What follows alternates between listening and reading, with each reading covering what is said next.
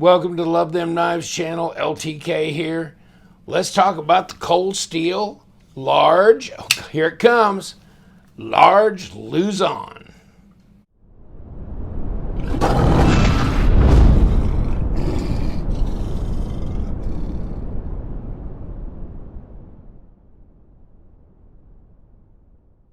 I had to back my camera up. I put the crane way up here. 13 and a half inches, is that what it says here? It's big, 13 and a half inches, 6-inch blade. The Super Steel, that brand new stuff that just came out, it's called 8CR13. And well, yeah, you're not getting the joke. Okay, 9.3 ounces, 3.5 millimeter thick, and and not a G10 handle, a GFN handle. So reinforced nylon, whatever, but glass-filled nylon, and it is a liner lock. It's not, right? Not a triad. But they have this patent pending lockout mechanism. I've seen something like this on Real Steel knives and some other rake knives and this and that. But in any case, so it basically keeps you from disengaging the lock bar. And oh, don't pay attention to all the black. I got in an argument with a black marker, and this is the best I could clean up. It was a huge mess. Man, I got took. It got leaking in a pocket, and I reached in there, and my hand was black. In any case, so the Luzon, not as well done as a lot of the cold steel knives that I've had my hands on in the past, but it's a lot less expensive. You know, an example, the Recon 1, of course, much more expensive, but it's got a nice triad lock, higher grade steel. This one's CTS XHP. They don't make these anymore. They've gone to S35. In fact, I don't even think you can get a green scale on an S35 these days. But just saying, or like one of my super favorite cold steel knives, the Frenzy S35 VN steel, and man, triad lock, and it is wicked. Oh, in fact, let's hold it up. So, I mean, this is way less expensive. Frenzy just ain't holding it up, is it? Wow, Frenzy's not near as quite as big. You think the Frenzy's big? That Luzon, that large Luzon's crazy big. Now that's that Filipino influence. It's Mike Wallace and Lynn Thompson. Their kind of take on the Filipino fighting knife, and of course, in not being a bally or a butterfly knife, but being a flipper instead. It is centered up. I have taken it apart. It came apart. It went back together. That's okay. This pocket clip is the most ridiculous piece of crap I have seen. It's just ridiculous. I mean, why don't you just do a pocket clip where you got screws out to either side of your lanyard hole and then put a metal clip on there. I don't know. I'm not digging this. And this pocket clip kind of grabs the lip of my pocket when I'm trying to pull it out. So I don't think it functions that well either. But it just looks like another layer of plastic slab on top of here. That's unfortunate. It'd be nice if somebody would make an aftermarket, polished stainless steel pocket clip for this. Otherwise, you know what? I'd like to tell you I'm going to complain about it, but the other night, my wife, she comes home from the grocery store with a big, huge, my hands keep going out here, like 20-pound standing rib roast, right? Because it was like $4 and something a pound, so it's like crazy cheap for what it was. And I go, we can cut these into roasts, or we could cut part of them into steaks. And I took one of my kitchen knives, and it's serrated, and it hasn't been sharpened in a long time, And I go, this is not working. This is not working. So I went in and got this because it's got a blade on it. You want to take a little 3-inch bladed knife somewhere around here. I'll see one. Okay, close enough. The plethoros. But I mean, this is 3.5 actually. But this ain't going to get through a roast that big around, right? So what are you going to do? And I'll tell you what, this just glides right through it. You don't realize how sharp your pocket knives are compared sometimes to some of your kitchen knives that just sit around and get abused and don't get sharpened on a regular basis. But this thing, you know what? All of a sudden, I go, you know what? I just found a new kitchen knife. This works well. It'll cut about anything. You could carve the turkey, do whatever you want, because this is sharp. I know it's 8CR13 MOV. Check it out. I mean, you can sharpen it. I could put this on my KME. A lot of the knives I got in my butcher block are Cutco, and they're serrated. They serrated. So it's yeah. I don't even sharpen serrated blades. Okay, so I'll let them do it. But this, no. And so I can do this on my KME. And should it be difficult to sharpen 8CR13? No. Did we have it tested? Yes. Why did I have it tested? I don't know. I have no idea why I sent this to Kurt to get tested. Give me that paperwork, damn it. In any case, so White Mountain, of course, out of stock. It said when I printed this, which was weeks ago. In any case, $48. 10% discount LTK, so 44 delivered, right? Free delivery in the USA.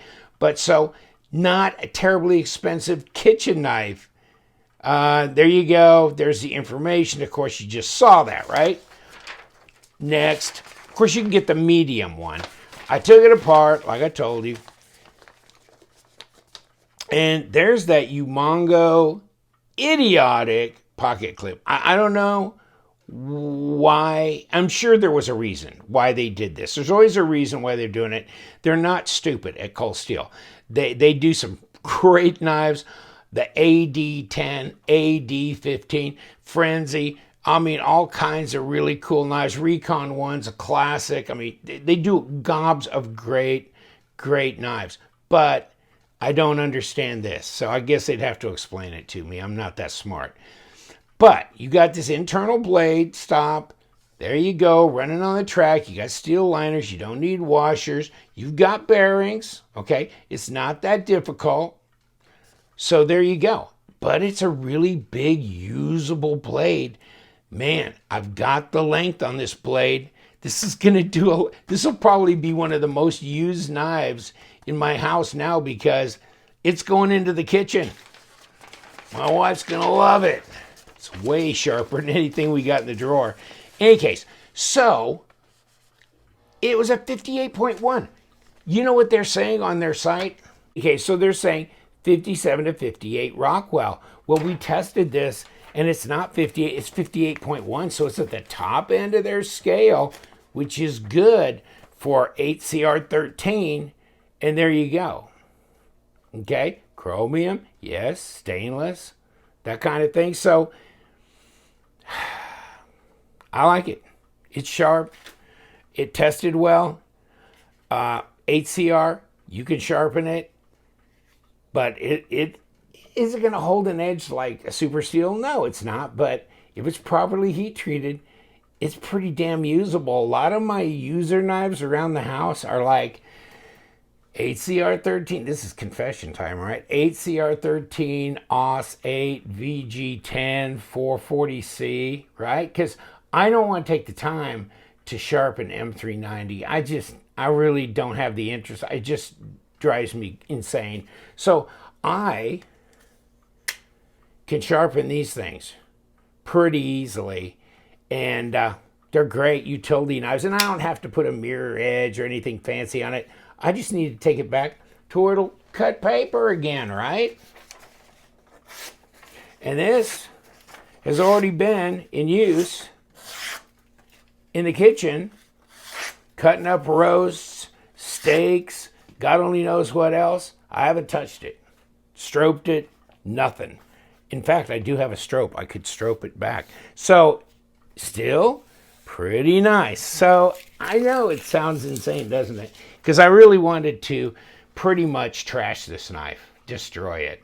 By the way, here it is compared to the Pletheros. Well, it used to be beige. I dyed it, but in any case, there's the Pletheros.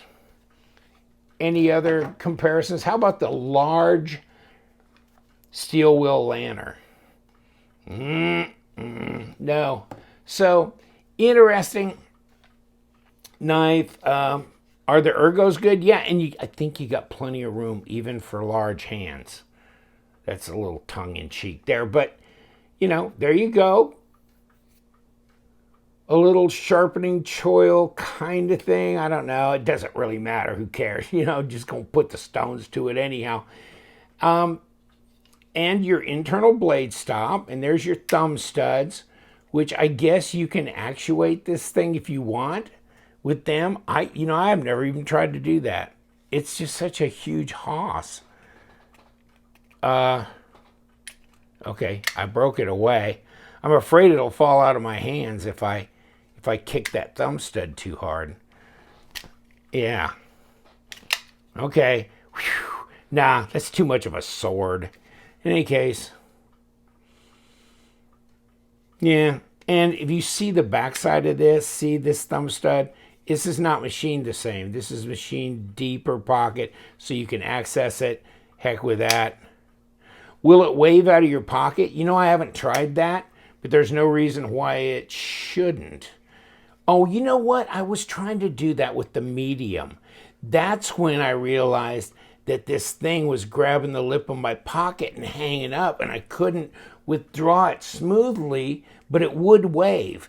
But I couldn't withdraw it smoothly out of my pocket because it kept grabbing the lip of my pocket. Because when you grab this to pull it out of your pocket, you're putting pressure on this pocket clip, and it really is hanging up. I don't know. That's what it was doing for me, at least.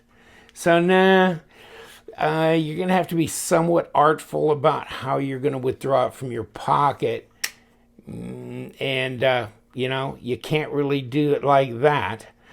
So, I don't know. In any case, it will wave out of your pocket, especially the medium one, if you can get it to withdraw smoothly out of your pocket without hanging up, which I couldn't get to do. I had to pretty much get the clip to clear the lip of my pocket. Then I could pull it and wave it the rest of the way. So that's how I did that. Big, huge, heavy knife. Where's my damn scales? Here they are. Like it said, 9.3 ounces. I don't even know why we're doing this, but we're doing it. 9.1 ounces. 258 grams. It's heavy. It's big. But, like I said, I didn't say that, but I showed you in the picture. The skeletonized liners, that kind of thing. Steel liners. The lockup, it works well, actually. I like the size of the blade. I like the shape of the blade. I like the design of the knife. Actually, if this was G10 and this was S35 and it had a reasonably decent pocket clip, wow, that would be one of my favorites. I think it would start to beat out my Frenzy in that case, because I do like the design. So no faults there as far as that's concerned. Cheap as chips. Came apart, went back together, tested good. I could complain and stuff. It is what it is. If you like big knives like this, and for the price, you can get some large pocket swords from Cold Steel, but they're going to be 150 to 250, that kind of thing, depending. So that Frenzy, I guess I consider it to be a pocket sword of sorts. And this is what, $120, $130, something like that. So this is way more expensive. But if this one had these materials, I'd buy it. Now, I think I'd still use this in the kitchen as the go-to user because I could sharpen it up real easy. There you go. Who'd have thunk? But yeah, I do like it. I like the fuller here. Love the blade shape. It's sharp out of the box, like all cold steel knives are. All the ones I've ever bought. Some sharper than others. Some crazy sharp. Some, sharp, but not overly. This one, I thought it was pretty doggone sharp until I cut up a billion things in the kitchen, but it still shaves paper, so it's doing well so far. Dig it. That's crazy. Kick it. Let's see what we got. God, 6-inch blade. It's crazy as hell. 13.5. So it's what is it 34.5 centimeters long? And what, 15 centimeter long blade, at least 15.5 maybe. Insane. Where's the, give me my, oh, it's zeroed out, okay. What'd they say? Did they say 3.5? Yeah, it's 3.7. Let me get this flush. 3.7. Overall, it won't do that. Get my calipers. Whew. Okay, it's fat in the hand, isn't it? 0.72, 0.71. I'm pushing on at 18.2 millimeters. So it's kind of a fatty. Let me see. This one's a fatty too. This one's like a 0.69. Do they look about the same fatness? I guess when it comes out to this fattest point, they must be. This one's like a 0.69, 0.7. So these are pretty close to the same. That's a TS-127 Wong design. And size comparison, even though this is almost 8 3/4 inch knife, it just ain't nothing, is it? It's just amazing. So Luzon, cool. The large. If I'm going to have a large or a medium, I'm going to have the large. I need a blade that'll go through a lot of thickness. It's amazing because you'll go, well, I'll show you a thing or two, and then you grab a knife like my Manx 110V, right? With the clear scales on it. But you grab this and you go, oh, I can't even make it halfway through what I'm trying to cut. That's amazing. So, yes, bigger blades, sometimes much more useful. And the action's pretty good on it. I'm kind of surprised. I figured it. You know, I wasn't impressed with the medium. After spending some time with the large, yeah, I think both these knives they're not junk. They're just, I don't know what to say. They're very low cost and they're not a great quality build necessarily, but